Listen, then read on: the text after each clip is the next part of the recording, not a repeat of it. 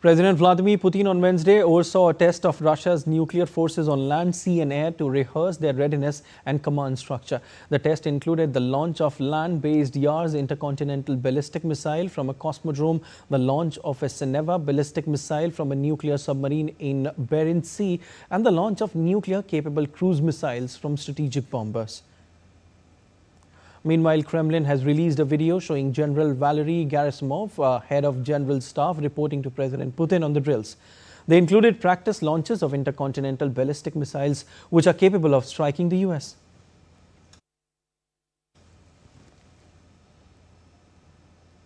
And DD India's Akshay Dongre joins us live from Newsroom. Hi Akshay, good morning to you.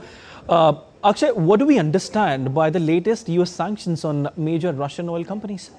Well, it clearly seems to be a tactic to pressurize Kremlin further as far as a ceasefire is concerned, because there have been attempts by the US leadership to bring about a halt through conversations, through other kind of sanctions, the tariffs, but the key source of foreign direct investment or foreign funds for Kremlin have been through the export of energy sources, and that is where most of the money has been coming in a large sense.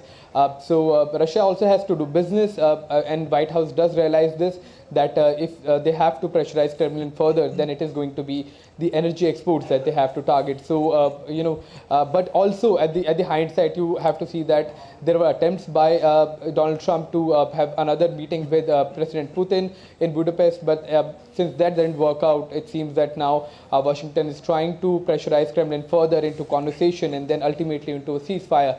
So the entire tension as far as the conflict is concerned is going to continue, and it seems that the European Union is also going to follow the suit into pressurizing Kremlin further as far as its ongoing conflict with Ukraine is concerned. Definitely. Actually, you talked about European Union, and the same day European Union leaders also approved their 19th Russian sanctions package. So although the pressure is being put on Russia, but seems like no solution is coming out of it, or no solution as of now is in sight or in this entire conflict. Why? Well, how do you assess this? Well, absolutely, because the Western leaders will also have to understand the ground realities there in the eastern part of Europe. As far as Russia is concerned, you cannot threaten Russia. You cannot coerce it into announcing a ceasefire by pressure, by military threats, or even by these kind of sanctions and tariffs. There can only be a pressure build, but you cannot dictate Moscow into doing anything, given the fact that it is the largest country in the world. It has one of the largest energy resources. It has the largest nuclear stockpile. It has a great military in Europe, and just a few decades back it was a superpower as well. So the solution has to be found when both Ukraine and Moscow realize that there has to be peace in the continent, and also that they have to understand each other's insecurities as well as threats that have led to this conflict, and the kind of coercion and pressure tactics that have been utilized will only intensify the conflict further. Definitely. As far as this conflict is concerned, Akshay, the Russia-Ukraine conflict, there have been demands from both the sides, and when it comes to Volodymyr Zelensky, he's time and again said that when it comes to territorial concessions, that there will be no territorial concessions come what may. And on the other hand, there are demands from Vladimir Putin as well. So it seems like both Russia and Ukraine, they're not coming to a common goal, a common solution, sitting across the table and then talking it out, because we have discussed it earlier as well, Akshay, that solution cannot be found on the battlefield. There has to be dialogue and diplomacy, in order to attain peace in that region and peace in global world as well. Well, totally. And in fact, Prime Minister Modi, from the very beginning of the conflict, has been asking both the sides, perhaps the only leader that has been meeting the leaders of both the countries and asking them to, return to dialogue and diplomacy, right, because the solution has to be found there only.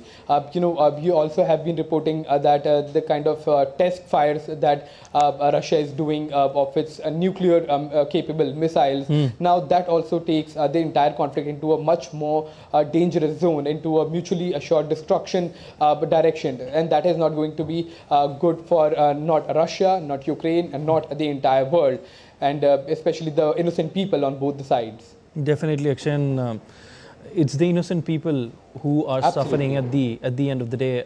Can you throw some light, a bit on Russia's strategic nuclear forces who carried out, in fact, readiness test and supervised by Putin? What does this indicate, Akshay? It indicates that Russia is also not going to take any kind of threats. It is not going to take any kind of military threats, especially from Europe. That is where the entire conflict originated. You know, the application and the attempts by Ukraine to join NATO membership, NATO, which was formed to contain Soviet Union, decades back, and that very NATO that had assured that it will not expand eastwards, but it has now expanded to directly at the borders with Russia. So that is one very credible threat that Russia has. And as far as the nuclear capabilities of Russia is concerned, it is next to none. In fact, when you look at the kind of nuclear stockpiles that Russia has, no other country matches, not even the US. It has ICBMs, the intercontinental ballistic missiles, IRBMs, and other kind of missiles and stockpiles of nuclear weapons that can be launched through air, through water, or through ground. So it has a Troika as well. So the European leaders will also have to see that the supplying of more weapons and supplying of more sophisticated missiles to Ukraine is going to further push this conflict into a much more devastating zone. Definitely, Akshay. There is no solution in sight as of now, but as you've discussed time and again, that the solution can never be found on the battlefield. There has to be dialogue and diplomacy in order to attain peace in that region. We leave it there, Akshay. Thank you so much. Thank you.